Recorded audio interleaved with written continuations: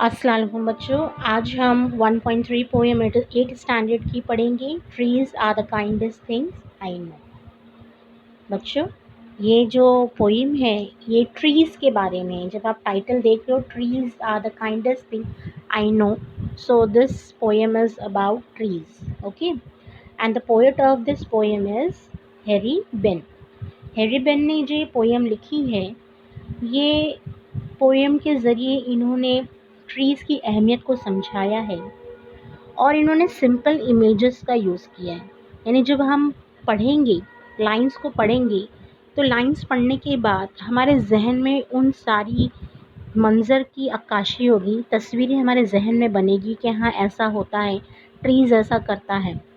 Okay, so students, this is a simple poem of 4 stanzas about tree, written by Harry Ben.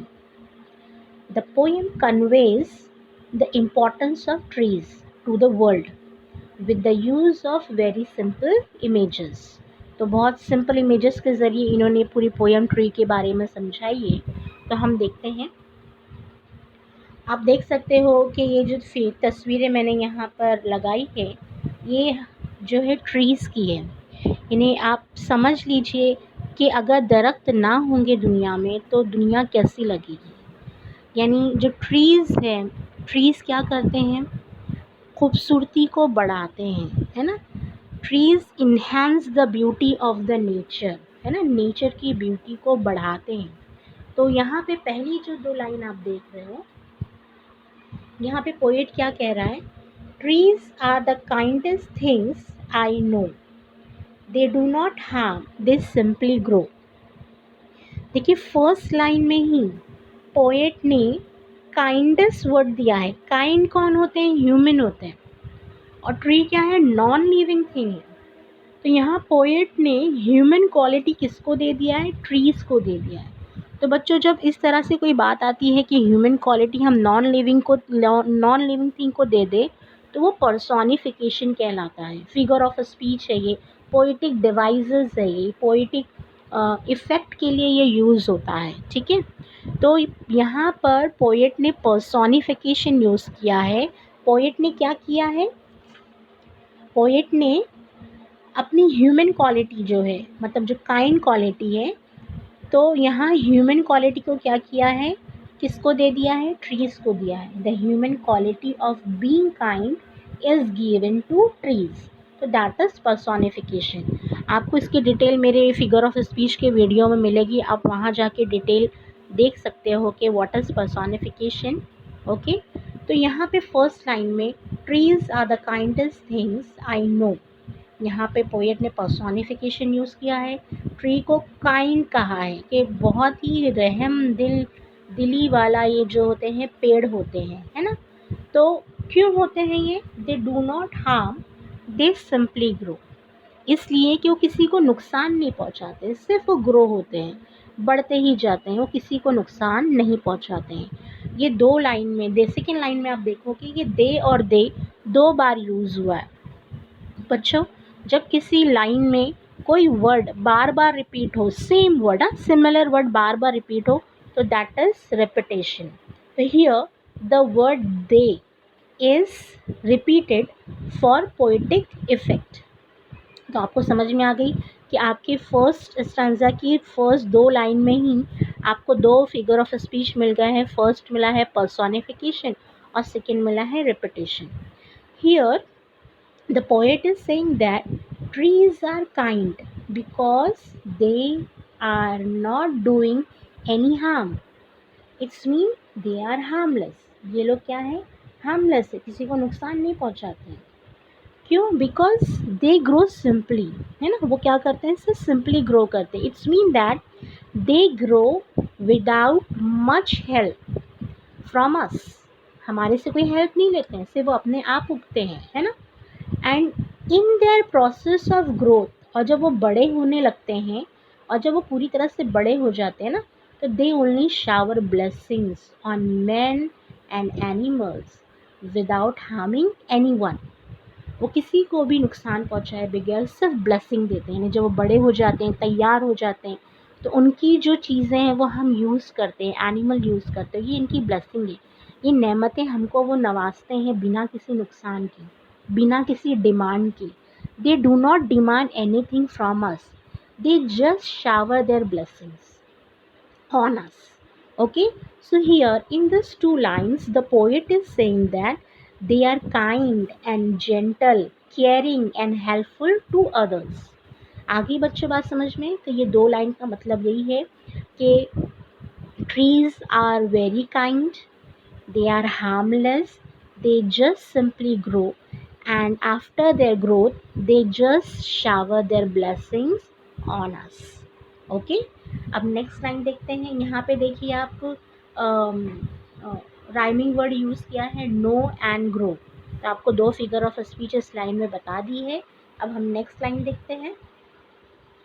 Next line में आप देख सकते हैं, and spread a shade for sleepy cows. देखिए जब ये line हम पढ़ते हैं तो हमको इमेज हमारे जहन में आता है कि हाँ किस तरह से हम आते जाते देखते हैं कि जब हम गांव जाते हैं तो दरख्त बहुत सारे होते हैं, वहाँ पर पेड़ बहुत सारे होते हैं, उसके साए में गाय बकरी सब सोते हैं, सिर्फ वो नहीं इंसान भी सोते हैं, है ना। तो यहाँ पे इस लाइन में जो पोएट ने कहा है, poet talks about the kindness of the trees towards the animal world. जानवरों की ज़िंदगी के बारे में, जानवरों की दुनिया के बारे में बता रहा है कि उनके लिए भी दरख्त क्या है, बहुत काइंड है, जेंटल है। ओके, दे प्रोवाइड शेड, वो क्या प्रोवाइड करते हैं, उनको शेड, साया प्रोवाइड करते हैं। टू द स्लीपी काउस, जो काउ गाय सोती है उसके नीचे सोती है, cow sleep under the tree, है ना। तो यहाँ पे हमको एक इमेज मिलता है कि सो रही है गाय, पेड़ का साया है। Okay, and not only the cows but the birds also, है ना। सिर्फ वो काइंडनेस जो है सिर्फ काउ के लिए नहीं है, बर्ड्स के लिए भी। कैसे वो बर्ड्स के लिए है? And provide a place for the birds to gather and build their nest in their boughs. Boughs word आया, बाउज मतलब ब्रांचेस। आप सेकेंड लाइन देख सकते हो, and gather birds among their boughs. और ना सिर्फ जानवरों को वो सहूलत देती है बल्कि परिंदों को भी, क्योंकि परिंदे क्या करते हैं बच्चों, उसकी शाखों पर, उसके ब्रांचेस पर घोंसले बनाते हैं। और सारे परिंदे देखो मॉर्निंग में आकर उसके द ट्रीज़ के ब्रांचेस पे बैठते हैं, रेस्ट करते हैं, है ना। तो यहाँ पर यही बताया है कि यहाँ पे पोएट ने ये पॉइंट जस्टिफाई करने की कोशिश की है कि trees are kindest thing. Okay, and here the poet has given image, one of sleepy cow and the second word is bird making shelter on trees। आप पिक्चर में भी देख सकते हो, देखो कि किस तरह से बर्ड नेस्ट बना रही है और काव जो है उसके साए के नीचे खड़े हैं। So here students, again figure of speech is used for poetic effect। first is alliteration। What is alliteration? देखो एलिट्रेशन क्या होता है, लेटर्स जो सेम लेटर्स होते हैं जब उनके साउंड रिपीट होते हैं तो उसे एलिट्रेशन कहते हैं। फॉर एग्जांपल यहाँ है, and spread a shade for sleepy cows. तो एस एस एस, ये जो लेटर है ये रिपीट हो रहा है ना। तो the sound of the letter, यहाँ मैं वर्ड यूज़ कर रही हूँ letter, S has been repeated. Okay, and now the second line, and gather birds among their boughs. तो यहाँ ब है ना, ब। तो again alliteration is used here for poetic effect, है ना। तो the sound of the letter B has been repeated. तो आपको ये लाइन समझ में आ गई होगी, दो लाइन, कि इस लाइन में पोएट ने क्या समझाने की कोशिश की है कि ट्रीज़ की जो काइंडनेस है इतनी ज़्यादा, इतनी ग्रेट है कि एनिमल वर्ल्ड में भी ट्रीज़ ने अपनी केयरिंग और हेल्पफुल नेचर को ज़ाहिर किया है। ओके, किस तरह से कि शेड प्रोवाइड करता है स्लीपी काउस के लिए, और उसके ब्रांचेस पे बर्ड्स क्या करते हैं, अपने नेस्ट को बिल्ड करते हैं, बनाते हैं। यानी परिंदे भी दरख्तों पे रहते हैं, पेड़ों पर रहते हैं। तो यहाँ पे राइमिंग वर्ड सेकेंड आपका आया है पेड़, cows boughs. Okay, I hope आप लोगों को समझ में आ रहा होगा। नेक्स्ट हम देखते हैं, they gives us fruit in leaves above and wood to make our houses of, है ना। फर्स्ट हमने पढ़ा एनिमल वर्ड, कीट वर्ड्स जो क्या था, काइंडनेस था। अब किसकी तरफ काइंडनेस है, ह्यूमन बीइंग्स की तरफ। आप देख सकते हो ये पिक्चर कि ट्रीज हमें क्या प्रोवाइड करता है, fruits, flowers and would for houses, है ना। तो ये आप तस्वीर के ज़रिए ही समझ सकते हैं। तो यहाँ पे फिर इमेजेस आ रही हैं, यानी जैसे ही हम एक एक वर्ड बोल रहे हैं हमको वो तस्वीरें हमारे जहन में आ रही हैं। ओके, तो यहाँ पर the poet talks about the trees kindness to human beings के बारे में बताया है कि ना सिर्फ वो जानवरों के लिए रहमदिल है बल्कि इंसानों के लिए भी है। तो किस तरह से इंसानों के लिए वो काइंडनेस शो करता है, they provide us with food would for building houses, है ना। हमको खाना देता है ना, फ्रूट्स, फ्लावर, ये फूड देता है और हमारे लिए लकड़ियाँ प्रोवाइड करता है कि हम बिल्डिंग, घर बना सकें।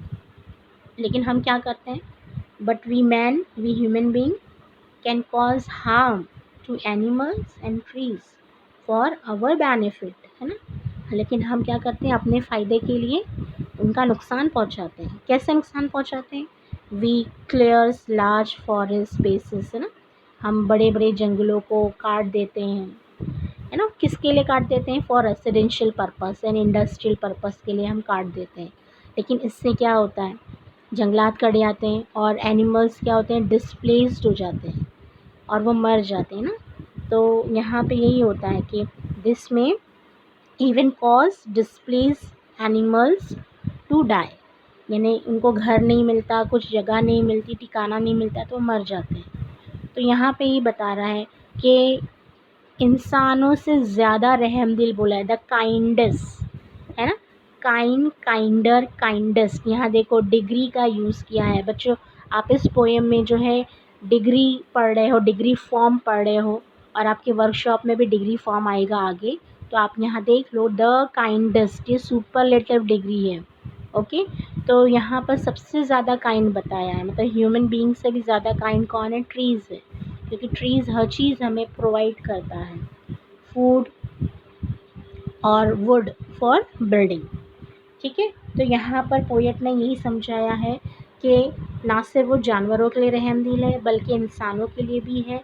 किस तरह से रहमदिल है, वो हमें ये सारी चीज़ें प्रोवाइड करता है।